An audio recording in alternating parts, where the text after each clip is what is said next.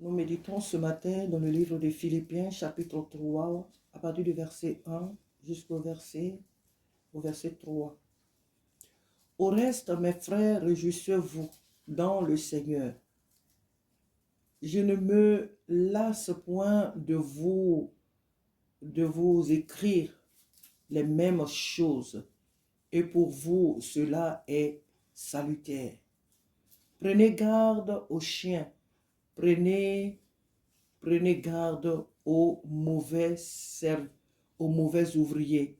Prenez garde aux faux circoncis, car les circoncis, c'est nous qui rendons à Dieu notre culte par l'Esprit de Dieu, qui nous glorifions en Jésus-Christ et qui ne mettons point notre confiance en la chair. Amen.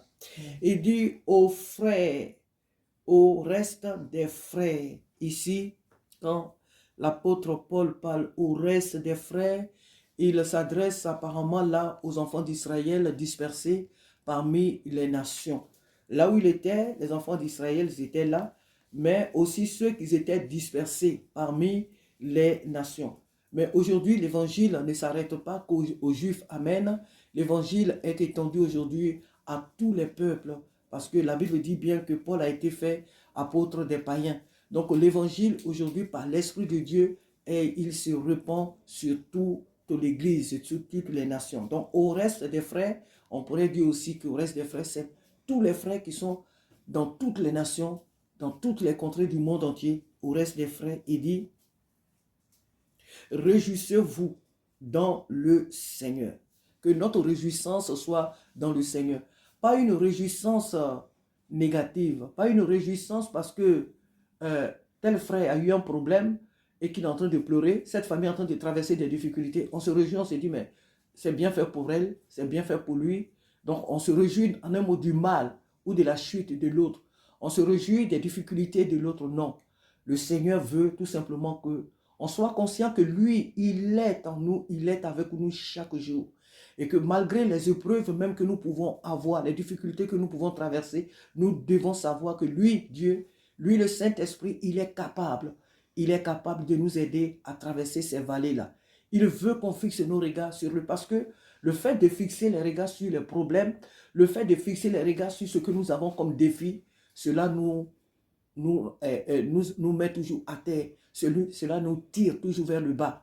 En regardant au Seigneur, tout en se disant que Seigneur, mon espoir c'est toi, mon espérance c'est toi. Toi seul est capable de me libérer. Toi seul est capable de me délivrer de cette situation. Moi, je compte sur toi. J'ai placé en toi ma confiance et je sais que je ne serai pas confuse. Et donc, quand dans les épreuves et les difficultés, tu fixes le regard sur le Seigneur, tu ne peux que te réjouir parce que tu sais que ta situation difficile, ton combat aura une fin tôt ou tard et tu verras la gloire de Dieu. Donc, tu te réjouis. Le Seigneur veut qu'on se réjouisse avec, qu'on pleure avec ceux qui pleurent, qu'on se réjouisse avec ceux qui se réjouissent, qu'on se réjouisse du bonheur des autres, qu'on soit content ou contente de la réussite des autres, qu'on ne soit pas triste parce que l'autre a réussi, parce qu'on a été dans la même école, l'autre a eu le diplôme, moi je n'ai pas eu le diplôme, donc quoi, on est mécontent, pourquoi on est en colère, pourquoi c'est pas moi, pourquoi c'est l'autre. Donc, dans toutes ces petites choses qui peuvent rendre l'homme triste, dans tout ce qui peut rendre l'homme mécontent ou je ne sais pas, mécontent, le Seigneur nous appelle à nous réjouir. À nous réjouir pourquoi aussi? Parce que notre espérance est en Jésus-Christ. À nous réjouir pourquoi? Parce que Jésus-Christ revient bientôt nous chercher. À nous réjouir pourquoi? Parce que nous sommes sauvés. Au-delà de tout ce que nous pouvons vivre sur cette terre, nos noms sont inscrits dans le livre de vie. Jésus-Christ nous a sauvés. Nous sommes les enfants de Dieu. Alléluia. Nous sommes les enfants de Dieu et nos noms sont inscrits dans le livre de vie. Et voilà pourquoi le Saint-Esprit, par son serviteur Paul, nous dit ce matin, réjouissez-vous dans le Seigneur, pas dans n'importe quoi. Pas dans n'importe quoi. Pas dans les cinémas, pas dans les boîtes de nuit, pas dans des discothèques, pas dans nos traditions, dans nos coutumes bizarres, où nos pères adoraient des bois, des montagnes, des rivières et autres choses. Pas à nous réjouir dans ce qui est mauvais aux yeux de Dieu, Ce qui n'est pas bien aux yeux de Dieu, nous ne devons pas nous réjouir dans des choses que Dieu n'aime pas. Mais rien qu'à ce qui est droit devant Dieu. Rien qu'en ce qui est droit et juste devant Dieu, il nous dit, réjouissez-vous dans le Seigneur. Rien que dans le Seigneur. Il dit, je ne me lasse point de vous écrire les mêmes choses. Parce que comme on le dit, on dit la répétition est pédagogique, c'est vrai. Donc il faut répéter. À force de répéter les choses, on finit par assimiler, on finit par garder. Parce que le fait que l'oreille entend toujours les mêmes choses, ça devient en nous un dépôt. Et c'est pourquoi il est dit ici, je ne me lasse de vous écrire les mêmes choses. Les mêmes choses, et pour vous, cela est salutaire. Pour vous, cela est salutaire. Lorsque tu vas voir l'apôtre Paul qui va écrire une lettre aux Corinthiens, aux Romains, aux Galates, et il va dire au reste des frères, réjouissez-vous. Tu regardes certaines de ces lettres, il va dire réjouissez-vous. Ce n'est pas la peine de dire que, mais pourquoi il est monotone dans ce qu'il... Pourquoi il est tout le temps, il écrit toujours les mêmes choses. Pourquoi tout le temps, il nous demande de nous réjouir. Il ne sait pas que nous sommes grands, nous sommes des adultes, on sait... Non. Il dit cela est salutaire pour vous, que je répète les mêmes choses, que je vous rappelle. Parce que l'homme est toujours prêt à se rappeler de ce qui est mauvais. Mais les bonnes choses, on a tendance à les oublier. On oublie les bonnes choses. On oublie facilement les bonnes choses. L'homme est toujours attiré vers tout ce qui est mauvais. C'est pourquoi il nous rappelle chaque fois, les mêmes choses pour que nous puissions garder cela. Amen. Donc ce matin, le Saint-Esprit nous appelle à nous réjouir dans le Seigneur. Et ensuite, il dit quoi? Et le verset suivant, il dit, prenez garde aux chiens. Nous avons déjà vu cet enseignement ici, ces temps-ci. Dans nos méditations, nous avons vu cela. Prenez garde aux chiens. Mais qui sont les chiens? Il dit, prenez garde aux chiens. Les chiens, ce sont des quoi? Les chiens sont parmi nous en tant que peuple de Dieu. Les chiens sont ceux-là qui vomissent et qui reprennent leur vomissure. Ça, j'ai fait. Non, là, je ne vais plus fumer. Non, là, je vais plus prendre l'alcool. Non, là, je ne vais plus chercher la femme de mes amis, les maris de mes amis. Non, là, je ne vais plus critiquer. Non, là, je ne vais plus diffamer. Là, je ne vais plus me mettre en colère.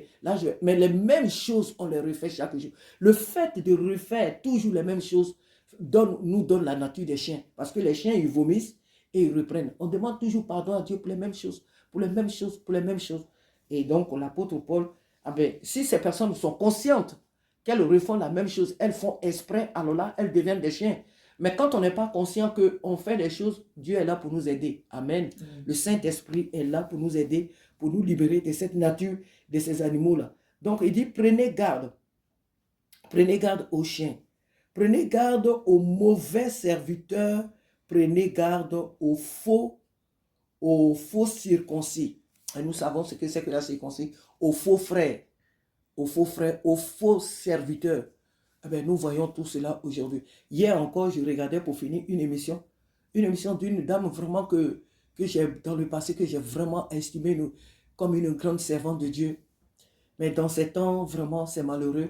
Je la regardais et dans son église, elle distribuait des enveloppes.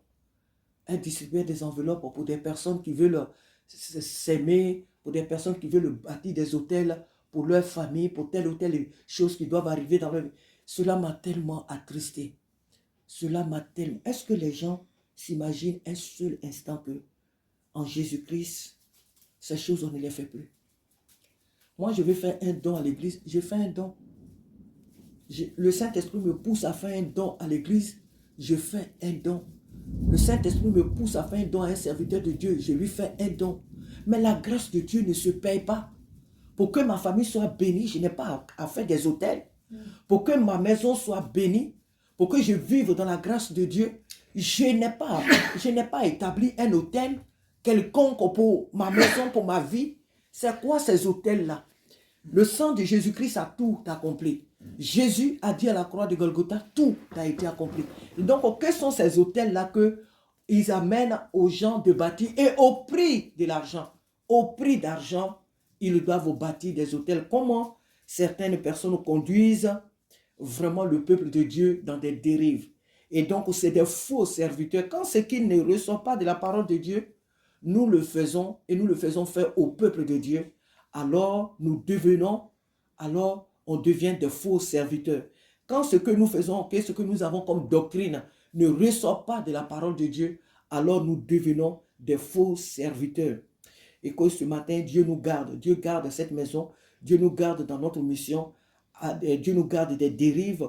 Dieu nous garde des doctrines de démons. Dieu nous garde des comportements qui ne sont pas appropriés aux serviteurs, aux servants de Dieu. Dieu nous garde des attitudes qui ne sont pas appropriées au peuple du Dieu vivant. Que le Seigneur nous garde. Amen. Ce matin, que le Saint-Esprit nous garde à regarder. Est-ce que ce frère, c'est un bon frère? La Bible nous dit, sortez du milieu d'eux. Séparez-vous d'eux.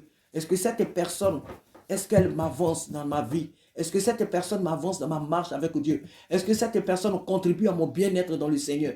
Est-ce que dans les projets que j'ai, est-ce que cette personne contribue vraiment dans le Seigneur à me conduire toujours sur la voie de Dieu, dans la crainte de Dieu? Et que cette personne n'est pas un piège pour mon âme, pour mon esprit, pour mon salut. Le Seigneur nous dit, gardez-vous des chiens. Amen. Dans notre relation, veillons vraiment à cela parce qu'il n'y a rien qui peut détruire une personne qu'une mauvaise relation. Il n'y a rien qui peut nous détruire. Les mauvaises relations peuvent nous... Tu peux être un chrétien bien zélé dans le Seigneur, mais si tu as une mauvaise compagnie, tu es entouré de mauvaises personnes, et que toi-même tu t'entoures des mauvaises personnes, parce qu'on a l'Esprit de Dieu pour savoir que telle personne est mauvaise, telle personne est ceci, cela. Donc si tu t'entoures des mauvaises compagnies, ne pense pas que tu peux demeurer ferme. Même si tu as une vie de prière, une vie de bonne communion avec le Seigneur, ta vie risque de basculer du mauvais côté. Pourquoi? Parce que tu fréquentes, tu cohabites ou bien tu collabores avec des mauvaises personnes. Dieu nous dit de nous éloigner des incirconcis. Des incirconcis, des chiens, ce sont des personnes qui n'ont pas été réellement converties. C'est ça les incirconcis. Un incirconcis, c'est celui dont le cœur ou celle dont le cœur n'a pas été vraiment transformé, n'a pas été vraiment régénéré. Donc en cette personne habitent encore les choses mauvaises, des choses du monde, des choses qui ne glorifient pas Dieu. Et nous devons veiller sur nos cœurs pour ne pas que nous soyons ces mauvaises personnes, pour ne pas que nous soyons comme ces chiens. Nous devons veiller. Dieu ne parle pas en vain. Le Saint-Esprit ne parle pas en vain. Dieu parle au présent. Et c'est à nous trois ici, ce matin, que Dieu est en train de parler. La Bible dit que Dieu châtie celui qu'il aime. Donc s'il parle, même à ma bouche, par ma bouche, il me parle, il te parle. Il nous parle ce matin. Veillons sur nous. Gardons les portes de notre vie à tout ce qui est mauvais. Veillons sur nos relations, les uns avec les autres, même avec ceux du dehors. Surtout avec ceux du dehors, veillons sur notre relation. Est-ce que cette personne est chrétienne? Est-ce que cette personne est convertie? Est-ce que cette personne, dans notre échange, est-ce qu'elle me conduit à prier? Est-ce qu'elle me conduit à m'approcher de Dieu? Ou bien dans sa façon de faire, c'est toujours de compter sur moi-même ou de compter sur mes capacités ou de compter sur le monde? Non. Et donc, nous devons veiller sur notre relation. Mais surtout, le Seigneur nous appelle, quand le frère commence, il nous dit, au reste, mes frères, réjouissez-vous. C'est en nous réjouissant dans le Seigneur que tout ce qui suit découle. Donc, apprenons à nous réjouir. Est-ce que ça va? Est-ce que ça ne va pas? Apprenons à nous réjouir même quand tout va mal.